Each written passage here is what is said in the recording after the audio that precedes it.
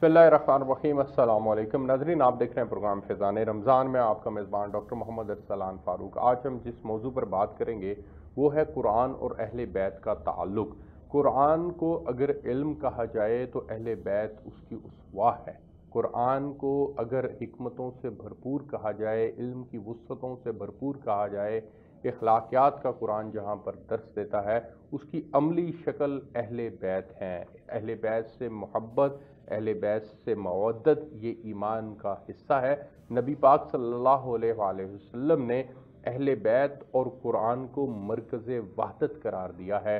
आज के इस माशरे के अंदर इस्तेहकाम लाने के लिए कुरान और अहले बैत को जब मरकज़ वहदत के तौर पर देखा जाएगा तो यकीनन माशरे के अंदर इस्तेहकाम होगा, पैदा होगा। इसी मौजू के ऊपर तफसील से बात करने के लिए कि कुरान और अहले बैत का ताल्लुक़ क्या है, कुरान करीम का इल्मी हुजम क्या है और इसके मौसरात क्या हैं, इसके ऊपर भी आज के प्रोग्राम के अंदर हम बात करेंगे। और उम्मत को जो इत्तबाए अहले बैत का हुक्म दिया गया है, इसके ऊपर भी आज हम अपने प्रोग्राम के अंदर बात करेंगे। मेरे साथ जो मेहमान शख्सियात मौजूद हैं, मैं बहुत मशहूर हूँ अल्लामा मोहम्मद हुसैन अकबर साहब का। आप मेंबर हैं इस्लामी नज़रियाती कौंसिल के, सरबराह हैं अदारा मिनहाजुल हुसैन के। सर, आपका बहुत शुक्रिया कि आपने प्रोग्राम के अंदर शिरकत की। उनके साथ तशरीफ़ रखते हैं अल्लामा मोहम्मद तकी साहब, आप मजहबी स्कॉलर हैं। अल्लामा साहब, आपका बहुत शुक्रिया कि आपने प्रोग्राम के अंदर शिरकत की। उनके साथ तशरीफ़ रखते हैं अल्लामा सैयद नसीरुद्दीन साहब, आप सदर हैं बज़्म नूर लाहौर के। अल्लामा साहब, आपका बहुत शुक्रिया कि आपने प्रोग्राम के अंदर शिरकत की। सर, सबसे पहले चूँकि मेरा टॉपिक है कुरान और अहले बैत का ताल्लुक़, तो मैं आपसे ही गुजारिश करूँगा कि आप इस ताल्लुक़ को जो है वो बयान फरमाएँ कि कुरान और अहले बैत का क्या ताल्लुक़ है। औज़ु बिल्लाहि मिनश्शैतानिर्रजीम, बिस्मिल्लाहिर्रहमानिर्रहीम। क़ाल नबी सल्लल्लाहु अलैहि वसल्लम इन्नी तारिकुम फ़ीकुम सक़लैन किताबुल्लाह व इतरती अहलि बैती मा इन तमस्सकतुम बिहिमा लन तज़िल्लू बअदी हत्ता यरदा अलैयल हौज़। जिस मौजू को आपने बयान फरमाया है, इस पे रसूल अकरम सल्लल्लाहु अलैहि वसल्लम का ये फरमान जो है ये 100% दलालत करता है कि मैं तुम्हारे दरमियान दो इंतहाई कीमती ग्रां वहा ग्रां कदर चीज़ें छोड़ के जा रहा हूँ, एक अल्लाह की किताब और एक मेरी अहले बैत। दूसरा साथ ही फरमाया कि माँ इन तमस्सकतुम बिहिमा, कि जब तक इन दोनों से मुतमस्सिक रहो, दोनों का दामन थामे रखोगे। ये नहीं है कुरान ले लो अहले बैत को छोड़ दो, अहले बैत को ले लो कुरान को छोड़ दो। तो रसूल रहमत ज़मानत दे रहे हैं लन तज़िल्लू बअदी, मेरे बाद हरगिज़ गुमराह नहीं होगे। एक जोर लगा लो, अब जितनी काविशें करनी कर लो, आप इनको एक दूसरे से जुदा नहीं कर सकते यहाँ तक कि ये दोनों हौज़ कौसर पे मेरे साथ एक साथ आएंगे। ये हदीस सक़लैन जिसे कहा जाता है, ये हदीस इस चीज़ का मज़हर है। फिर जहाँ तक कुरान करीम और अहले बैत का ताल्लुक़ है, कुरान करीम दो तरह से नाजिल हुआ है। एक वक्त कुरान की आयत नाजिल होती है और अहले बैत अतहार अलैहिमुस्सलाम उस पर अमल करके दिखाते हैं। एक वक्त अहले बैत अतहार अलैहिमुस्सलाम अमल करते हैं, उनका अमल कुरान बन के नाजिल होता है। जिस तरह वयुतइमूना तआम अला हुब्बिही मिस्कीनम व यतीमम व असीरा, कैदियों को, मिस्कीनों को, यतीमों को अहले बैत अतहार खानवादा रिसालत खाना पहले खिलाते हैं। सूरह इंसान, सूरह दहर उनकी सखावत का कसीदा बन के बाद में नाजिल होता है। अमीरुल मोमिनीन अली इब्न अबी तालिब अलैहिस्सलाम हालत रुकू में अंगूठी पहले देते हैं और इन्नमा वलियुकुमुल्लाहु व रसूलुहु वल्लज़ीना आमनुल्लज़ीना युक़ीमुनस्सलात व युतूनज़्ज़कात वहुम राकिऊन। ये आयत जो है ये बाद में उनकी शान का कसीदा बन के नाजिल होती है। कुरान की बाय बिस्मिल्लाह से अगर शुरू करें तो अमीरुल मोमिनीन अली इब्न अबी तालिब अलैहिस्सलाम का ये फरमान कि अना नुक्ततु तहतल बाब। जब हज़रत अब्दुल्ला इब्न अब्बास ने आपसे कुरान करीम की तफसीर के बारे में कहा कि मेरे लिए कुरान करीम की तफसीर बयान कीजिए, जिन्हें आलिम कुरान कहा जाता है, हज़रत अब्दुल्ला इब्न अब्बास को, तो आपने फरमाया नमाज इशा के बाद बैठेंगे। बैठ के और बिस्मिल्लाह की तफसीर बयान करना शुरू की, यहाँ तक कि सफ़ीदा सहर तुलू हो गया और अभी तक बिस्मिल्लाह की तफसीर ख़त्म ना हुई थी। तो बिल आखिर मौला अली अलैहिस्सलाम ने उसको खुलासा किया और फरमाया कि पूरे का पूरा कुरान जो है वो सूरह यासीन में है, पूरी की पूरी सूरह यासीन जो है वो सूरह फातिहा में है, पूरी की पूरी सूरत फातिहा बिस्मिल्लाहिर्रहमानिर्रहीम में है और पूरी बिस्मिल्लाह जो है वो बिस्मिल्लाहिर्रहमानिर्रहीम के शुरू شروع میں جو بے ہے اس میں ہے، اور وہ پوری بے جو سو نقطے میں ہے، جو بے کے نیچے ہے وہ انا نقطہ تحت الباب، اور بے کے نیچے جو نقطہ ہے وہ میں علی ابن ابی طالب. سبحان اللہ. اسی طرح جب قرآن کریم میں یہ تذکرہ ہوتا ہے ہدی للمتقین، تو متقین سے مراد بھی اہل بیت ہیں. اہدنا الصراط المستقیم، یہ جو صراط مستقیم کا تذکرہ کیا سورہ فاتحہ میں، اس صراط مستقیم سے مراد بھی امام جعفر صادق علیہ السلام فرماتے ہیں کہ ہم محمد و آل محمد ہے. غیر المغضوب، یہ جن پہ کبھی عذاب نازل نہیں ہوا وہ بھی اہل بیت ہے. ہر قوموں پہ نازل ہوتا رہا عذاب، لیکن اہل بیت پہ کبھی عذاب نازل نہیں ہوا، بلکہ ان کی وجہ سے یہ کائنات جو ہے عذاب الہی سے محفوظ ہے. قرآن کی آیت موجود ہے، میرے حبیب جب تک آپ موجود ہیں یا استغفار کرنے والے موجود ہیں اس وقت تک ان پہ عذاب نازل نہیں ہوگا. یہ چھوٹی موٹی ابتلاعات تو ہوتے رہتے، لیکن جیسے عذاب جن قوموں پر نازل ہوئے امت مصطفیٰ اہل بیت کے صدقے میں محفوظ ہے. اور یہ دلیل ہے ایک تو استغفار کرنے والوں کے حوالے سے، اور دوسری یہ ہے کہ آخری محمد موجود ہے. رسول اللہ کا فرمان ہے معصوم کا اولنا محمد، اوسطنا محمد، آخرنا محمد، کلنا محمد. ہمارا پہلا بھی محمد ہے، درمیانہ بھی محمد ہے، آخری بھی محمد ہے، اب سارے کے سارے محمد ہیں. تو پہلا محمد حضرت محمد مصطفیٰ صلی اللہ علیہ وسلم ہے، اور آخری محمد جو ہے وہ امام مہدی علیہ السلام، جن کے بارے میں آپ نے ارشاد فرمایا تھا اسمہ کا اسمی، جن کا نام میری نام کی طرح ہوگا، جن کی کنیت میری کنیت کی طرح ہوگی، اور اس زمین کو عدل و انصاف سے اس طرح بھر دیں گے جس طرح ظلم و جور سے بھر جائے گی. اور ان کے صدقے میں، ان کے وسیلے سے اللہ آسمان سے بارش نازل کرے گا، رحمتیں نازل کرے گا، اور ان کا وجود پوری کائنات کے لیے نعمت الہی ہوگا. بالکل ٹھیک ہو گیا. میں آگے بڑھنا چاہوں گا اور علامہ محمد تقی صاحب کے پاس جانا چاہوں گا. سر، جب ہم قرآن کی علمی وسعتوں کی بات کرتے ہیں تو اس کے پہلے امین اہل بیت کیسے ہیں؟ کائنڈلی اس کے اوپر ذرا روشنی ڈالیے گا. یقیناً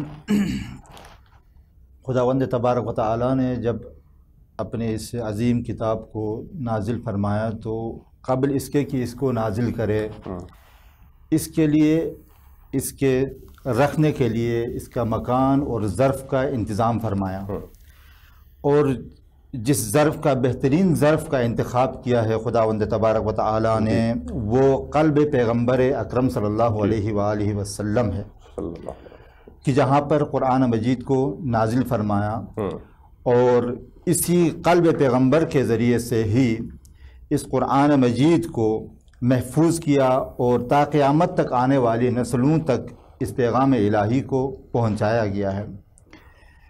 میں یہ سمجھتا ہوں کہ اہل البیت علیہ السلام کے بارے میں خود پیغمبر اکرم صلی اللہ علیہ وآلہ وسلم یہ ارشاد فرماتے ہیں کہ جس طرح سے میں دین کا محافظ ہوں، اسی طرح سے بعین ہی میری اہل بیت بھی اس دین کے محافظ ہیں. چنانچہ پیغمبر اکرم صلی اللہ علیہ وآلہ وسلم کی زبان مبارک سے جو بھی حدیث، جو بھی کلام نقل ہوتا ہے وہ وحی الہی ہے، اس لیے کہ آپ کے کلام کے بارے میں خود قرآن مجید گواہی دیتا ہے کہ میرے پیغمبر گفتگو نہیں کرتے ہیں الا ان کی ان پر وحی نازل ہو. یعنی پیغمبر اسلام کا کلام مطلقاً وحی الہی ہے، پیغام الہی ہے. بس جب پیغام الہی ہے، وحی الہی ہے پیغمبر اسلام کی زبان مبارک، تو آپ نے اپنے اہل البیت علیہ السلام کے بارے میں یہ گواہی دی ہے کہ میرے اہل البیت میرے بعد اس دین مبین قرآن مجید کے محافظ ہیں. اور تاریخ نے یہ ثابت بھی کر دیا، اور اہل بیت علیہ السلام نے یہ ثابت کر دیا کہ اپنی عظیم قربانیوں کے ذریعے سے دین مبین خدا قرآن مجید کی ان آیتوں کو اور ان پیغامات کو محفوظ کر کے ایک کے بعد ایک کو منتقل کرتے ہوئے یہ آج امام زمانہ عجل اللہ فرجہ الشریف کے حوالے کر دیا ہے. اور ان عظیم قربانیوں میں اگر ہم تذکرہ کریں تو مولا ابا عبداللہ الحسین کی عظیم قربانی کا نتیجہ ہے کہ جس کی بدولت آج یہ دین اسلام، دین مبین، دین خدا جو ہے وہ قائم ہے. بالکل ٹھیک ہو گیا. میں آگے بڑھنا چاہوں گا اور علامہ سید نصیر الدین صاحب کے پاس جانا چاہوں گا، اور میں آپ سے جاننا چاہوں گا کہ اہل بیت کے فضائل کیا ہیں. کائنڈلی ہم قرآن اور اہل بیت کے تعلق کے اوپر بات کر رہے ہیں، تو اہل بیت کے پرٹیکولرلی فضائل کائنڈلی ان کے اوپر ذرا روشنی ڈالیے گا. بسم اللہ الرحمن الرحیم. میں آپ کا بے حد شکریہ ادا کرتا ہوں کہ آپ نے مجھے فیضان رمضان پروگرام میں آنے کی شرکت کی جو ہے وہ دعوت دی، अल्लाह तबारक व ताला हमारी इन बातों को अपनी जनाब में कबूल फरमाए। आमीन। फ़ज़ाइल अहले बैत अतहार के हवाले से कलाम पाक की आयात बयिनात शाहिद हैं, बेशुमार फ़ज़ाइल व मनाक़िब हैं। बंदा फ़ज़ाइल बयान करते करते थक जाएगा, ज़िंदगियाँ ख़त्म हो जाएंगी, अहले बैत अतहार के फ़ज़ाइल कमा हक़ बयान नहीं हो सकेंगे। अहले बैत अतहार के हवाले से बेशुमार आयतें बयान की जा सकती हैं। कलाम पाक में इन्नमा युरीदुल्लाहु लियुज़हिबा अन्कुमुर रिज्सा अहलल बैत व युतहिरकुम तत्हीरा, सूरतुल अहज़ाब की ये आया मुबारका, जिसमें अल्लाह तबारक व ताला ने अहले बैत अतहार की अज़मत को, शान को बयान फरमाया है। और आला हज़रत अज़ीमुल बरकत अशा अहमद रज़ा ख़ां फ़ाज़िल बरेलवी रहमतुल्लाहि ताला अलैह आप फरमाते हैं, अहले बैत अतहार की पाकी का खुद खुदाए पाक करता है बयां, आया ततहीर से ज़ाहिर है कदर व शान अहले बैत। सुभान अल्लाह।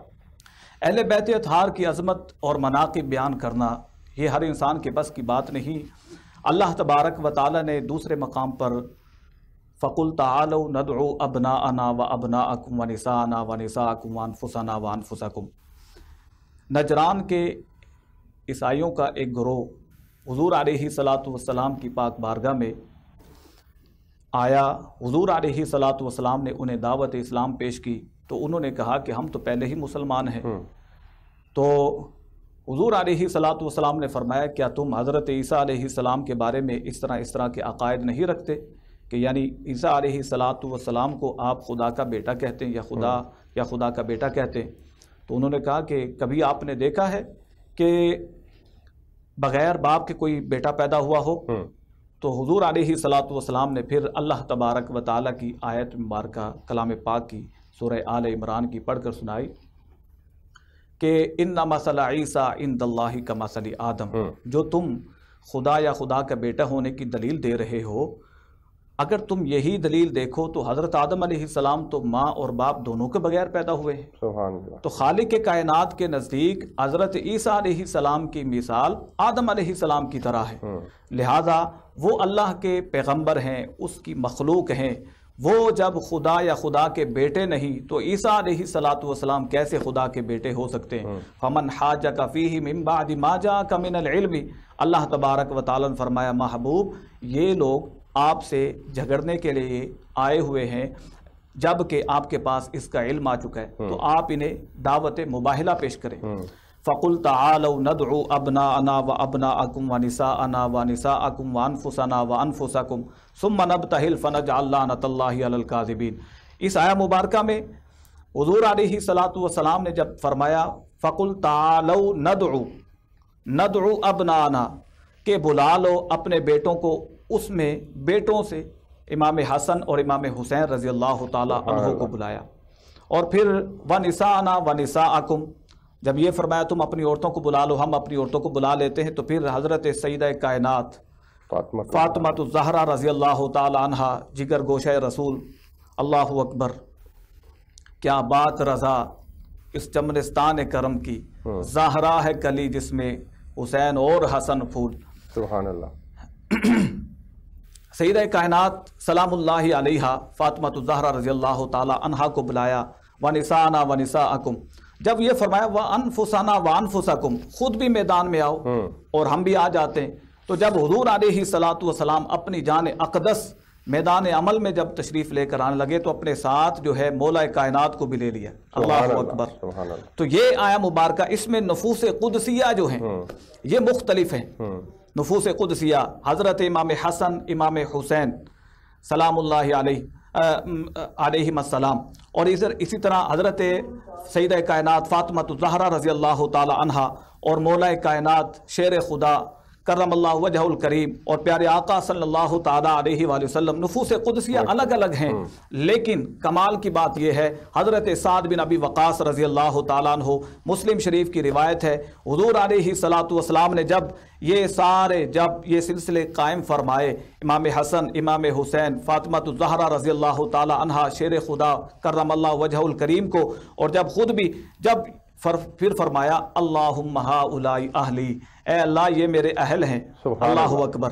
یعنی حضور علیہ السلام نے جہاں پر یہ انفرادیت ہے وہیں پر جمع بھی فرما دیا کہ ان میں جو ہے وہ ایک خاص محبت ہے، اور یہ فضائل اہل بیت اطہار یہ ان دو آیتوں میں خاص طور پر جو ہے تعیین کے ساتھ اہل بیت اطہار کے فضائل بیان ہوئے ہیں۔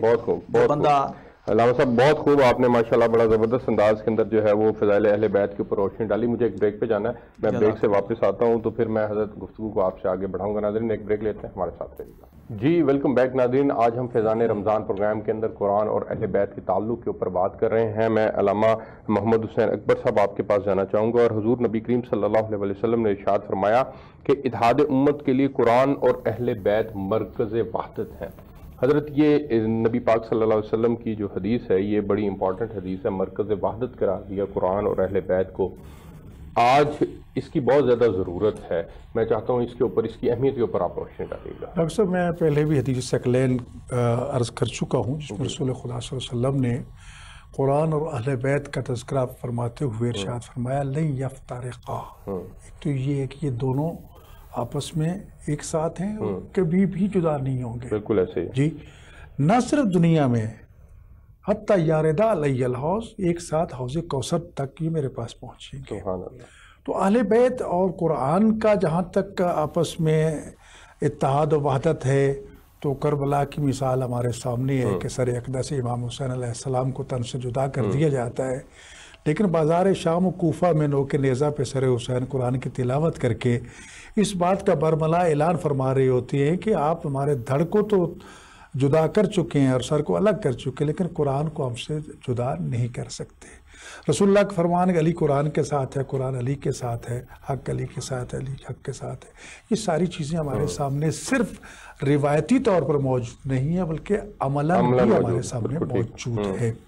ضرورت اس بات کی ہے کہ ہمارے لیے رمز وحدت جو ہے وہ یقیناً اور یقیناً قرآن اور اہل بیت ہی ہے، اور یہ صحابہ کرام کے لیے بھی یہی رمز وحدت ہیں، اور قیامت تک کے لیے آنے والی ساری امت دعوت ہو یا امت اجابت ہو، یہ دونوں کے لیے اگر کوئی رمز وحدت ہے تو وہ اہل بیت اور امت اگر اتحاد چاہتی ہے تو قرآن اور اہل بیت مرکز وحدت سمجھتے ہوئے ان کے گرد اس پہ آ جائیں۔ خود جب آ جائیں گے تو میں سمجھتا ہوں کہ کوئی دوری نہیں رہے گی۔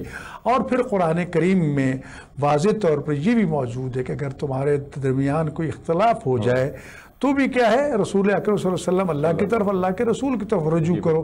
اب اللہ کی طرف رجوع کیسے کریں گے؟ ظاہر ہے کوئی رسول اللہ کی طرف رجوع کرنا ہے۔ رسول اللہ کی طرف رجوع کرنے کا مقصد یہی ہے کہ اہل بیت کی طرف رجوع کریں گے، اور پھر یہ جتنی احادیث ذکر ہوئی کہ انہم منی وانا منہم، کہ یہ اہل بیت مجھ سے، میں ان سے ہوں، جس نے ان سے جنگ کی اس نے مجھ سے جنگ کی، جس نے ان سے صلح کی اس نے مجھ سے صلح کی، جن کی من اطاع علی فقد اطاع علی، علی کی اطاعت کی اس نے میری اطاعت کی۔ تو یہ اطاعت اہل بیت حقیقت میں اطاعت مصطفیٰ کا دوسرا نام ہے۔ تو لہٰذا جب ہم اللہ کی اطاعت کرنا چاہتے ہیں، اللہ کے رسول کی اطاعت کرنا چاہتے ہیں تو قل ان کنتم تحبون اللہ فاتبعون، تو یہاں دو لفظ استعمال، ایک اتباع ہے، ایک اطاعت ہے۔ اتباع جو ہے وہ اور چیز ہے، اطاعت اور چیز ہے۔ اطاعت کا تعلق سسٹم کے ساتھ ہے، نظام کے ساتھ ہے، قانون کے ساتھ ہے، اور اتباع کا تعلق جو وہ عشق اور محبت کے ساتھ ہے کہ جس طرح ان کو دیکھا ویسا اپنے آپ کو بنانے کی کوشش کرنا، ویسا لباس، ویسی داڑھی، ویسی اٹھنا، ویسے بیٹھنا، ویسے کھانا، ویسے پینا، یہ اتباع اہل بیت ہے، یہ اتباع رسول ہے۔ اور اطیع اللہ میں تو اطاعت ڈنڈے کے ساتھ ہے، کیونکہ اس میں رسول کی بھی اطاعت واجب ہے، اللہ کی اطاعت واجب ہے، اور جس طرح ان کی اطاعت واجب ہے اولی الامر کی اطاعت بھی واجب ہے، جو ائمہ معصومین ہیں، واقع معصومین ہیں۔ تو لہٰذا اہل بیت اطہار اور قرآن کریم جو ہیں یہ رمز وحدت امت مسلمہ کے لیے، ایک ہاتھ میں قرآن ہونا چاہیے، ایک میں دامن اہل بیت ہونا چاہیے۔ تو ایک چیز کو نہیں چھوڑنا، پکڑ لینا، دونوں کو لینا۔ رسول اللہ نے فرمایا دونوں جگہوں پہ لیکن دونوں ایک ساتھ ہونے چاہیے۔ تمسکتم بہما، رسول اللہ نے فرمایا کہ دونوں کو ساتھ لے کے چلو۔ اور بات یہ ہے کہ مسجد ہو تو بھی قرآن اور اہل بیت کا تذکرہ ہونا چاہیے، امام بارگاہ ہو تب بھی قرآن اور اہل بیت کا تذکرہ ہونا چاہیے۔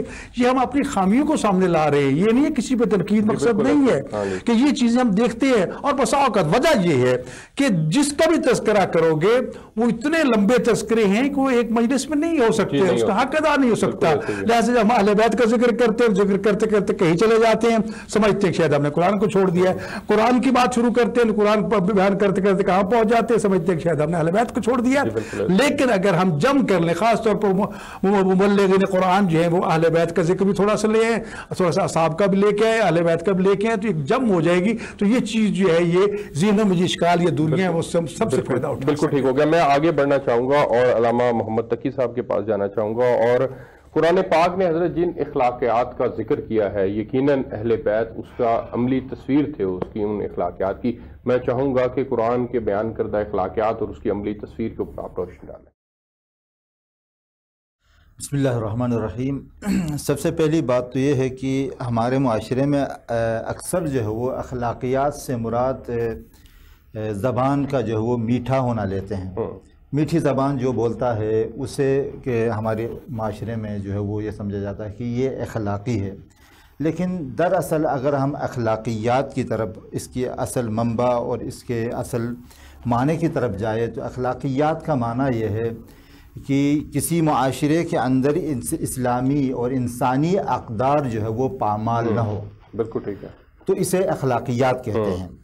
और अगर हम अइम्मे हुदा अलैहिस्सलातु वस्सलाम की सीरत और इनकी ज़िंदगी का मुतालिया करते हैं तो आपकी ज़िंदगी में ज़िंदगी का कोई ऐसा शोबा नहीं मिलता है कि जिसमें आपने उस शोबे का हक़ अदा नहीं किया हो। अगर आप फ़ुक़रा और मसाकीन के हुकूक़ की अदायगी के बारे में देखना चाहते हैं तो मौलाए कायनात अमीर अल-मोमिनीन अली इब्न अबी तालिब की ज़िंदगी, इसी तरह इमाम ज़ैनुल आबिदीन इमाम हसन मुज्तबा अलैहिस्सलातु वस्सलाम, इन सब की ज़िंदगी फ़ुक़रा और मसाकीन के हुकूक़ की अदायगी में गुज़र चुकी है, आपको नज़र आएगी। इसी तरह से कलाम के हद तक अगर बातों की आप बात कर ले, बात किस तरह से करना है, तो ये भी अइम्मे हुदा अलैहिस्सलातु वस्सलाम के वहाँ से आपको मिलेगी। और इसी तरह से अगर किसी का बोझ उठाना है तो ये तमाम तर चीज़ें, हमसायों के हुकूक़ है, रिश्तेदारों के हुकूक़ हैं, ये सारी चीज़ें जो है अखलाकियात के अंदर आती है। और अइम्मे हुदा अलैहिस्सलातु वस्सलाम की ज़िंदगी से ये सारी चीज़ें बअहसन तरीक़े से हमें मिलती है।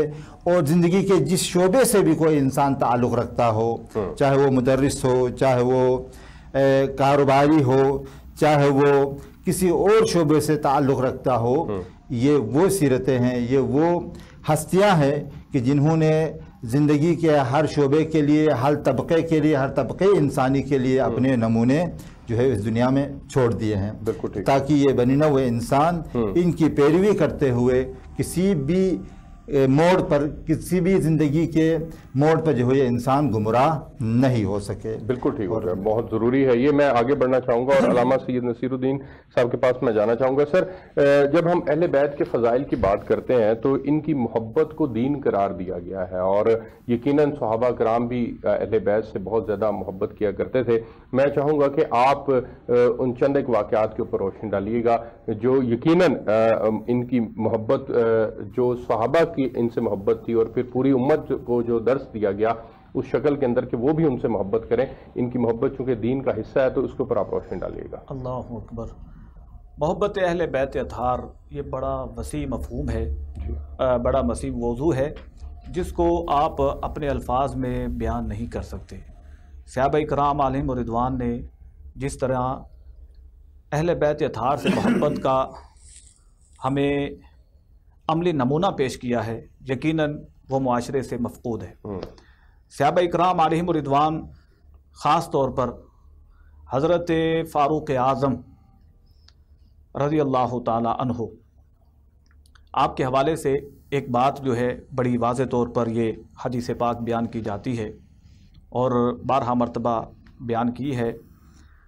हज़रत सैयदना फ़ारूक़ आज़म रज़ी अल्लाह ताला अन्हु एक मरतबा तशरीफ़ लाए तो मस्जिद नबवी शरीफ में हज़रत इमाम हुसैन रज़ी अल्लाह ताला अन्हु हुज़ूर अलैहिस्सलातु वस्सलाम के कांधे मुबारक पर जो है वे तशरीफ़ फरमा है और हुज़ूर अलैहिस्सलातु वस्सलाम सवारी बने हुए। तो हुज़ूर अलैहिस्सलातु वस्सलाम का ये अमल मुबारक देख करना तो इमाम हुसैन रज़ी अल्लाह ताला अन्हु को मुखातिब करके फरमाया कि क्या अजीम सवारी है। सुभान अल्लाह। तो जब ये एक जुमला इस तरह रश किया तौर पर आपने कहा تو حضور علیہ الصلوۃ والسلام نے فرمایا تم سواری کو تو دیکھ رہے ہو، سوار کو نہیں دیکھ رہے۔ اللہ اکبر، وہ سوار کتنا عظیم ہے۔ اللہ اکبر۔ حضرت سیدنا فاروق اعظم رضی اللہ تعالی عنہ، اس جو معاملہ ہے یہ آپ کی سیرت سے جو محبت اہل بیت، ایک مرتبہ آپ اپنے خلافت کے معاملات میں بیٹھ کر کچھ معاملات طے کر رہے تھے، باہر دستک ہوتی ہے، آپ کے بیٹے آتے ہیں تو وہ ان کے لیے دروازہ نہیں کھولا جاتا، باہر دربان کہتا ہے کہ میٹنگ چل رہی ہے، باہر رک جاؤ۔ اتنی دیر میں امام حسین رضی اللہ تعالی عنہ تشریف لائے، دیکھا کہ حضرت عبداللہ ابن عمر باہر بیٹھے ہوئے ہیں، پوچھا کیوں، کیا وجہ ہے؟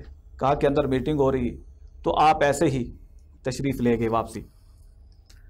جب واپسی تشریف لے گئے تو کچھ دیر کے بعد جب آپ فری ہوئے تو پتہ چلا کہ امام حسین رضی اللہ تعالی عنہ تشریف لائے۔ اللہ اکبر۔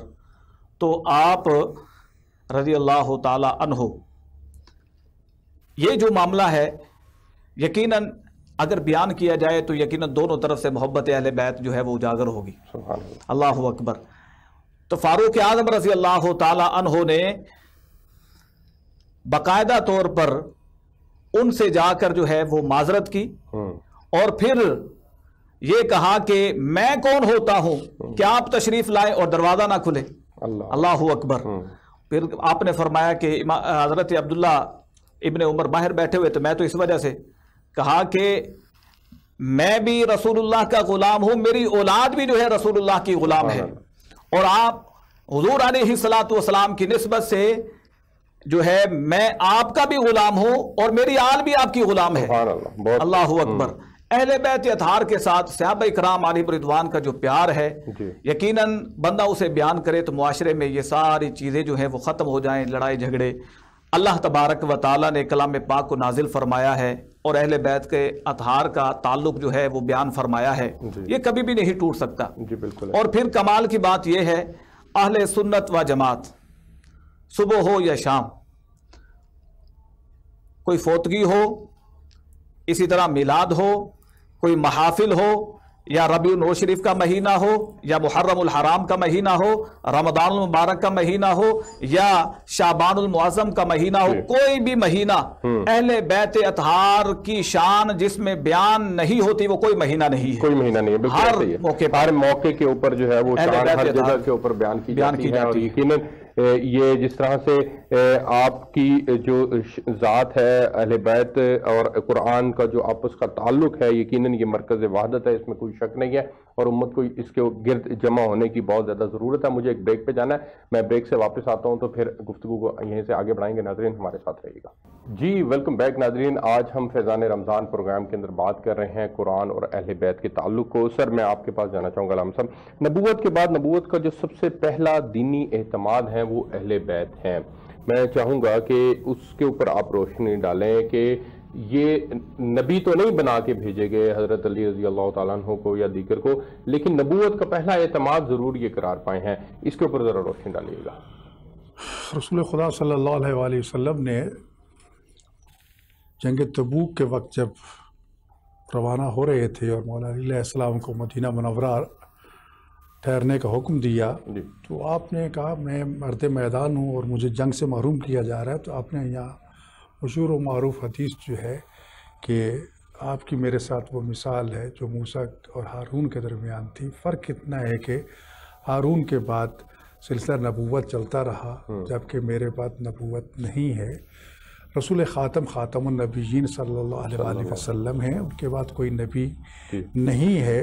آغوش رسالت میں جس نے آنکھیں کھولی، لعاب دہن رسالت چوس کے جو پروان چڑھے، اور جنہوں نے رسول خدا صلی اللہ علیہ وسلم کے نقش قدم پہ چل کے تربیت حاصل کی، جس کا مظاہرہ نہج البلاغہ میں آپ کا یہ فرمان کہ میں اس طرح رسول اکرم صلی اللہ علیہ وسلم کے نقش قدم پہ چلتا تھا جس طرح اونٹنی اپنی ماں کے پیچھے پیچھے چلتی تھی۔ اور پھر آپ نے اس تربیت کا ایک اور انداز بھی بیان فرمایا کہ رسول اللہ نے میری اس طرح تربیت کی تھی جس طرح کبوتر جو ہے، پرندہ جو ہے، وہ دانے کو ٹکڑے کر کر کے اپنی چونچ کے ساتھ چوزے کے منہ میں ڈالتا ہے۔ تو یہ تربیت مصطفیٰ کا وہ انداز تھا جو علی ابن ابی طالب علیہ السلام کے لیے خاص تھا۔ قرآن کا جہاں تک تعلق ہے تو واضح یہ حدیث موجود ہے کہ علی قرآن کے ساتھ ہے، قرآن علی کے ساتھ ہے، اور علی ناطق کے قرآن ہے۔ یہ قرآن صامت ہے۔ راسخون فی العلم کا تذکرہ ہوا تو اس سے مراد بھی علی اور اہل بیت اطہار ہیں۔ اگر معلم قرآن کا تذکرہ ہوا تو رسول اللہ کے بعد سب سے بڑے عالم قرآن، معلم قرآن وہی ہیں، اور قرآن کی جتنی آیات اہل بیت کی شان میں نازل ہوئی ہیں وہ کسی اور کی شان میں نازل نہیں ہوئی۔ رسالت جو ہے وہ رسول اکرم صلی اللہ علیہ وسلم پہ ختم ہو گئی اس کے بعد، لیکن جو مظہر رسالت ہے، جو کردار نبوت کے مظہر ہیں، جن کو دیکھ کے دنیا سمجھتی ہے، خدا کی توحید کی معرفت بھی حاصل کرتی ہے، رسول اللہ کی رسالت کی معرفت بھی حاصل کرتی ہے، وہ اہل بیت اطہار ہیں، کیونکہ یہ قرآن کریم کی بولتی ہوئی تصویریں ہیں۔ جیسے قرآن پاک نے احسار کا حکم دیا، انہوں نے احسار کر کے دکھایا۔ ہاں جی، قرآن نے جہاد کا حکم دیا، انہوں نے جہاد کر کے دکھایا۔ قرآن کریم نے انسان کو اقامہ صلاۃ کا حکم دیا، انہوں نے نماز پڑھ کے دکھائی۔ ہاں جی، قرآن نے اگر صدقات و خیرات کی بات کی تو انہوں نے پہلے صدقے دیے، ان کی صدقات و خیرات جو قرآن بن کے نازل ہوا۔ ابھی ماہ رمضان ہے جسے ربیع قرآنی، بہار قرآن کا مہینہ کہا جاتا ہے، نزول قرآن کا مہینہ کہا جاتا ہے، اور پھر امیر المومنین علی ابن ابی طالب علیہ السلام یہی ماہ رمضان مسجد کوفہ کا محراب مسجد، اور پھر جو خدا کا ظہور عز و انکساری کا مظاہرہ، مولا یا مولا یا انت القوی وانا الضعیف، اے مالک تو طاقتور ہے میں کمزور ہوں، تو رازق ہے میں مرزوق ہوں، تو عالم ہے میں علم حاصل کرنے والا ہوں، تو طاقتور ہے۔ یعنی ایک پوری دعا مناجات مولا علی علیہ السلام کی جو امیر المومنین علیہ السلام کی موجود ہے مسجد کوفہ کے حوالے سے، تو اسی لیے فرمایا کہ اے میرے اللہ، جتنی تیری عبادت کرنے کا حق تھا وہ علی ادا نہیں کر سکا، اور کائنات کا وہ واحد عابد ہے علی ابن ابی طالب علیہ السلام کہ جو 21 رمضان کو یہ کہتا ہوا نظر آتا ہے کہ اے ستارے صبح گواہ رہنا کہ علی کو تو نے سوئے ہوئے کبھی نہیں دیکھا، علی نے ہمیشہ تجھے طلوع ہوتے دیکھا ہے۔ اور فزت برب الکعبہ کا نعرہ کائنات میں واحد اسی شخصیت نے لگایا تھا کہ میں علی کامیاب جا رہا ہوں۔ اس علی کی عظمت کے کیا کہنے جس کی ولادت خانہ کعبہ میں ہو، جس کی شہادت مسجد میں ہو، اور پھر قرآن کریم کے حوالے سے جتنے رموز قرآن ہیں اور جتنے اس کے بواطن قرآن ہیں، علی ابن ابی طالب فرماتے ہیں کہ میں ان تمام قرآن کے بواطن کا بھی عالم ہوں۔ اور جو باب مدینہ العلم ہو، جب ایک شخص سے سوال کیا تو آپ نے جواب دیا، دوسرا سوال فوراً جواب، تیسرا سوال فوراً جواب، کہتے ہیں مولا آپ تو سوچتے ہی نہیں ہیں۔ آپ فرمایا تیرے ہاتھ کی انگلیاں کتنی؟ کہتے ہیں 5۔ فرمایا تم نے سوچا نہیں ہے؟ کہا یہ تو ہر وقت میرے سامنے ہے۔ تو آپ نے فرمایا جس طرح یہ ہاتھ کی ہتھیلی تیرے سامنے ہے، میرے سامنے پوری کائنات ہر وقت میرے سامنے ہے۔ اور علی ابن ابی طالب علیہ السلام کا علم جو رسول خدا صلی اللہ علیہ وسلم اور قرآن سے حاصل ہوا تھا، سینے پہ ہاتھ مار مار کہا کرتے تھے جہاں ایک علم کا سمندر ٹھاٹھے مار رہا ہے، لیکن افسوس کہ مجھے اس کا کوئی تو حضرت عمر فاروق رضی اللہ تعالیٰ عنہ نے فرمایا تھا نا کہ اگر علی نہ ہوتے تو عمر ہلاک ہو جاتا۔ یعنی پھر یہ دیکھیے اس میں وہی بات آ جاتی ہے معاشرے کے حوالے سے، اگرچہ روایات اور تواریخ کو ہم دیکھیں تو ہمیں کہیں اختلافات بھی نظر آتے ہیں، لیکن جب کبھی دین پہ بنی ہے اور جس کسی نے بھی دین میں علی کو پکارا ہے اس نے یہ نہیں دیکھا کہ اس کا میرے ساتھ کیا تعلق ہے کیا نہیں ہے، دین کی مدد کے لیے آگے بڑھ گئے ہیں۔ اور حضرت عمر رضی اللہ تعالیٰ عنہ کا 70 مرتبہ کم از کم، کوئی ایک دو دفعہ کی بات نہیں ہے، لولا علی الحلق عمر۔ تو بات یہ ہے کہ علی علیہ السلام اور یہ ہستیاں دین کی مبلغ، دین کی معلم بن کر آئی تھی۔ اگر دین پہ آ چاہیے تو انہوں نے اپنا سب کچھ قربان کر دیا ہے، اور پھر ان کے درمیان رحماء و بینہم کے جو قرآن کریم کی آیات ہیں اس محبت کو بھی قائم کرنے کی کوشش کی ہے، مغالطے ہوئے وہ خسارہ ہے۔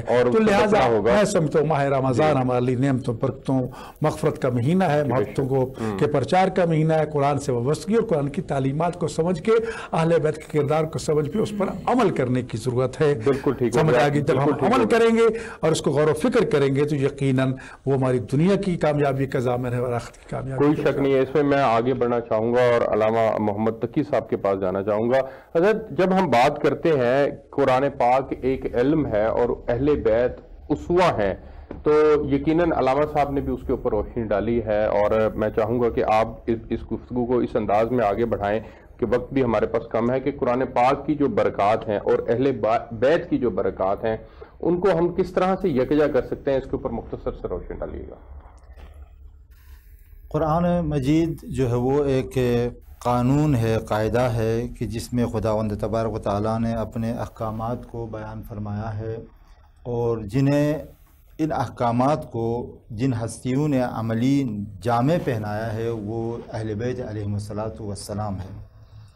سب سے پہلے اس قرآن مجید کی تھیوری کو عملی جامع پہنانے والی شخصیت جو ہے وہ پیغمبر اسلام صلی اللہ علیہ وآلہ وسلم کی ذات اقدس ہے، کہ جسے پیغمبر اسلام نے 40 سال تک اس قرآن مجید کے نازل ہونے سے پہلے اپنی زندگی کو اس طرح سے عمل کیا، اس طرح سے اعمال انجام جب آپ نے اعلان نبوت کیا تو آپ صادق اور امین کے لقب سے بالکل صادق اور امین کے لقب سے، اور قرآن مجید بعین ہی اسی طرح سے نازل ہوا ہے جس طرح سے پیغمبر اسلام نے 40 سال تک اپنی زندگی گزاری، اور جس طرح سے اس نے اعمال انجام دیے، جس طرح سے آپ نے گفتگو کی، اسی کے متعلق انہی کو ہی احکامات بنا کر خداوند تبارک و تعالیٰ نے قرآن مجید کی شکل میں قلب پیغمبر پر اتارا ہے۔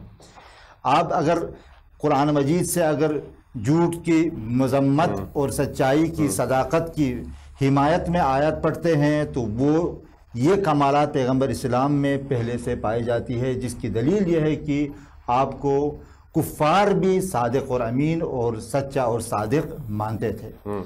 آپ کی صداقت کے بارے میں، آپ کی امانت کے بارے میں، آپ کی سچائی کے بارے میں، الغرض مسکینوں سے محبت کے بارے میں، یتیموں سے شفقت کے بارے میں، جتنے بھی احکامات قرآن مجید کے اندر وارد ہوئی ہیں، یا تجارت کے احکام جہاں پر ربا وغیرہ سے منع فرمایا ہے، دیگر احکامات ہے، آپ دیکھیں پیغمبر اسلام کی زندگی میں آپ کو قرآن مجید کے نازل ہونے سے پہلے آپ کی سیرت میں یہ چیزیں ملتی رہیں گی، اور جنہیں خداوند تبارک و تعالیٰ نے اپنے الفاظ میں پرو کر قرآن مجید کی شکل میں قلب پیغمبر مطہر پر نازل فرمایا۔ بالکل ٹھیک ہو گیا۔ میں آگے بڑھنا چاہوں گا اور علامہ سید نصیر الدین صاحب کے پاس میں جانا چاہوں گا۔ سر، جب ہم معاشرے میں استحکام لانے کی بات کرتے ہیں تو یقیناً اتباع قرآن اور اتباع اہل بیت، اس کے نتیجے میں معاشرتی استحکام ممکن ہے، کیونکہ نبی پاک صلی اللہ علیہ وسلم نے فرمایا کہ قرآن اور اہل بیت جو ہیں وہ مرکز وحدت ہیں۔